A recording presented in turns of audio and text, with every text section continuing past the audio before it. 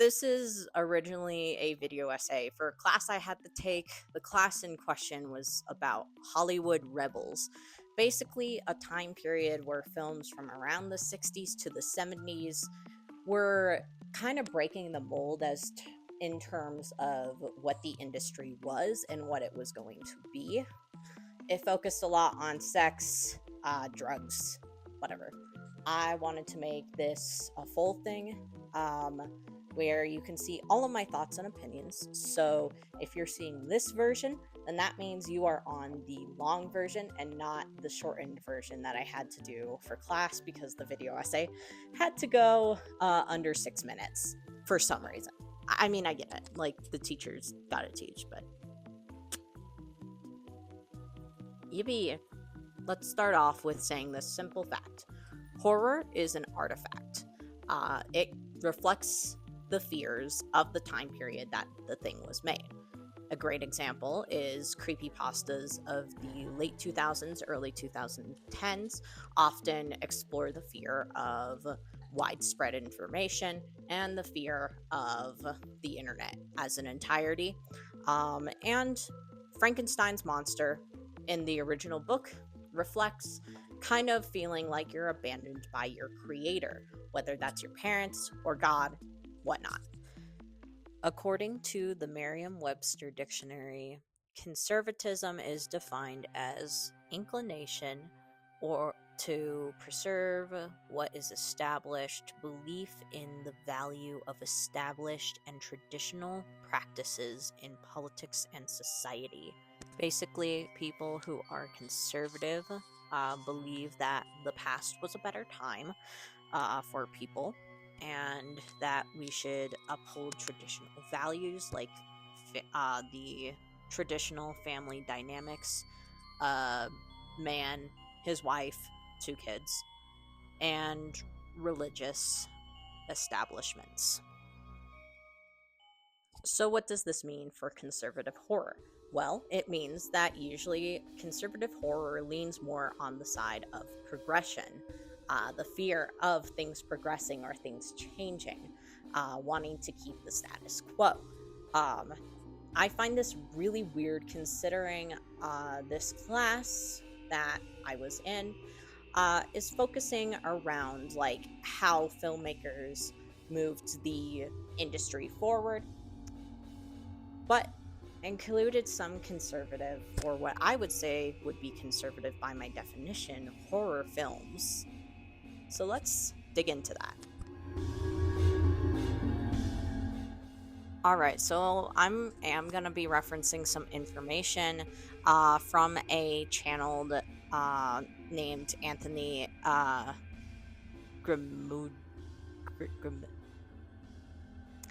The title of the film is Right-Wing Horror Movies, Conservative Fears on Screen. I'm going to agree with the fact that most horror movies that are centered around religious things, like movies about possession or demons, are conservative horror movies. This is because most of them focus on the idea that people have moved away from the church, and therefore it's kind of impossible to figure out what's happening to them. A great example that we watched in this class was The Exorcist. The Exorcist is kind of steeped in this conservatism when it comes to the story and the plot. Actually, the writer himself was a conservative man, William Peter Blatty.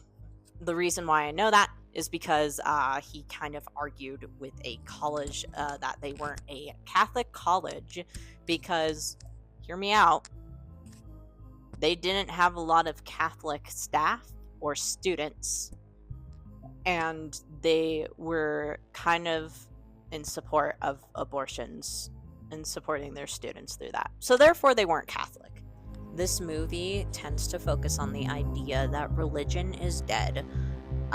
It focuses on a mom figure who can't figure out what's going on with her daughter and tries to take her to doctors. They don't know what's going on either.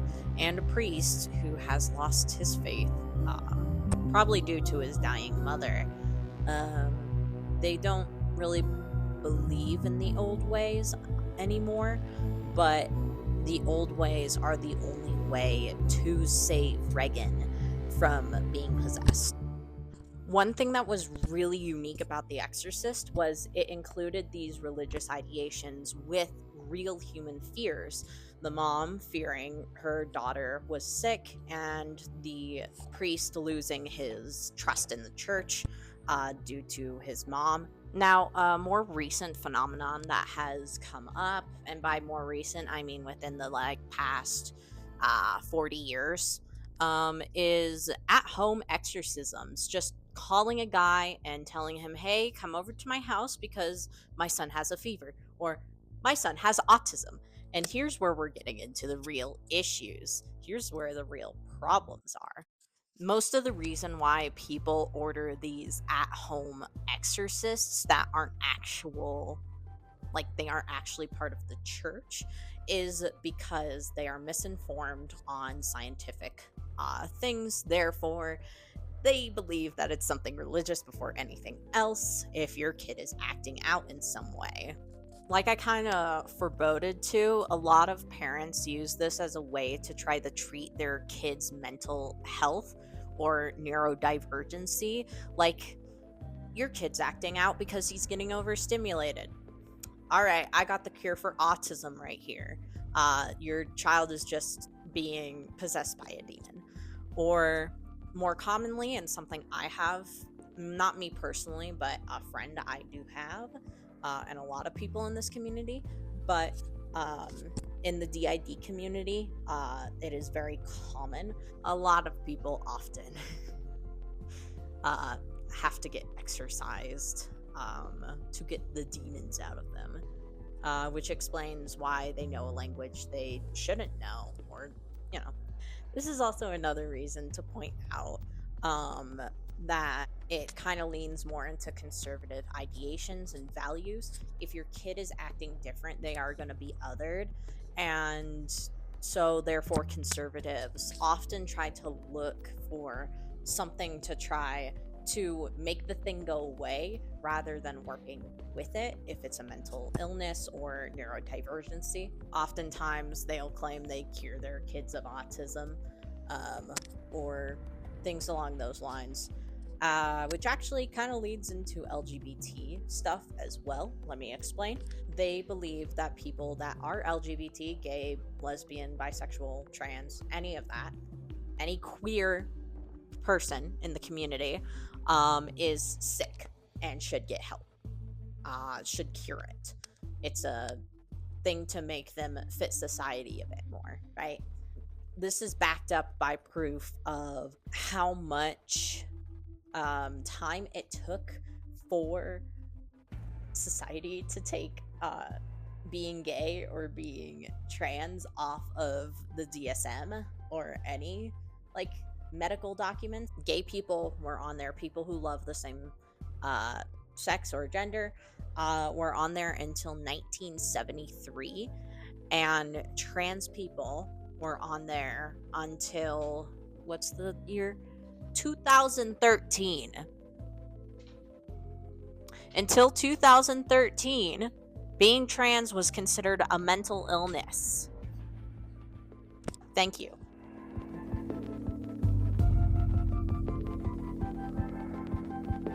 In conservative horror, a common thread is the fear of others coming to get you, others trying to attack you.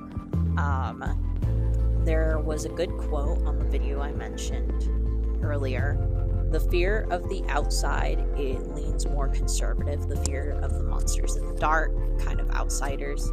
While the fear of something within leans more to a liberal audience.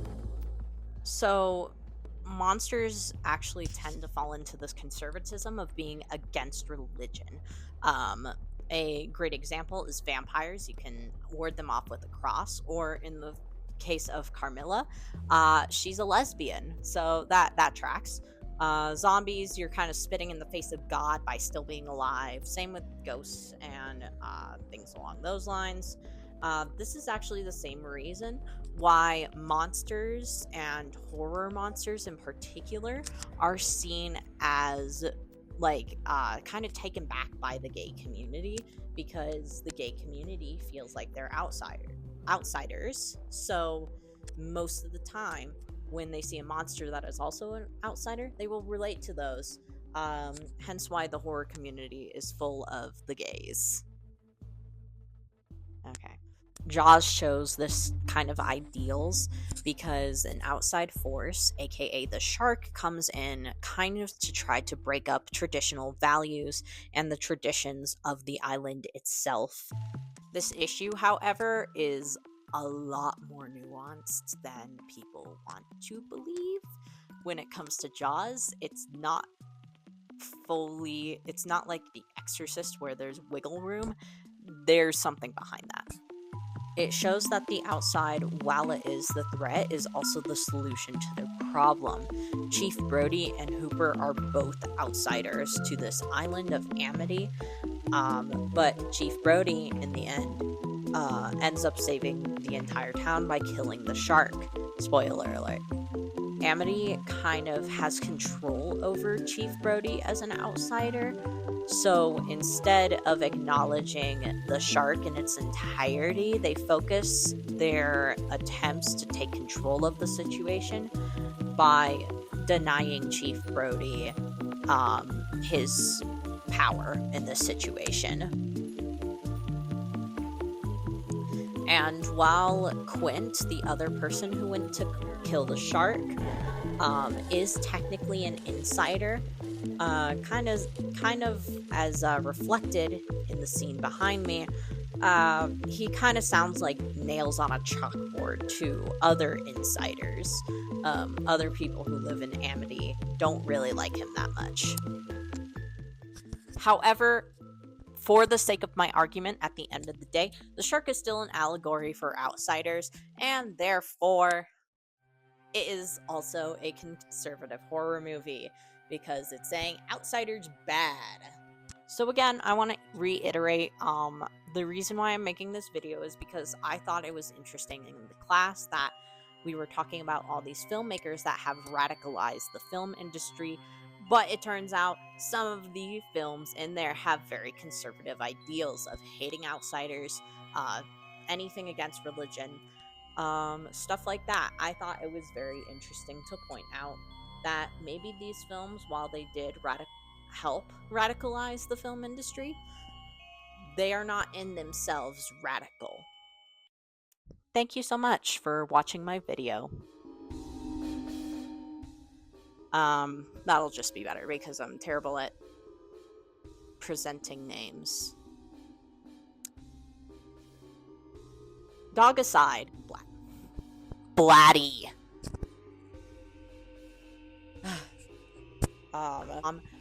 I don't know if you can hear this, but my dog is boning away.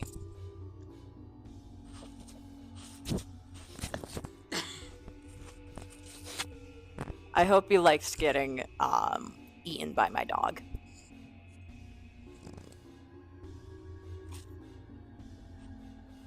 I'm just trying to read my script.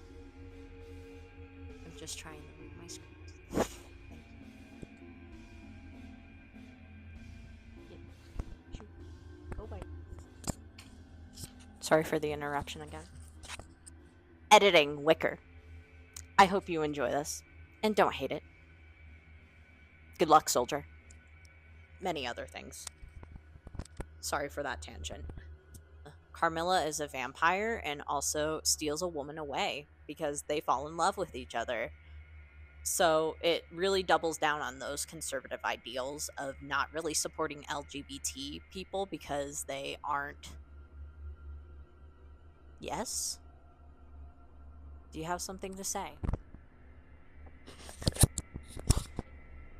Shoot! Hey, go away. I apologize again for my dog eating my microphone. Good luck editing Wicker. This is turning out to be a mess.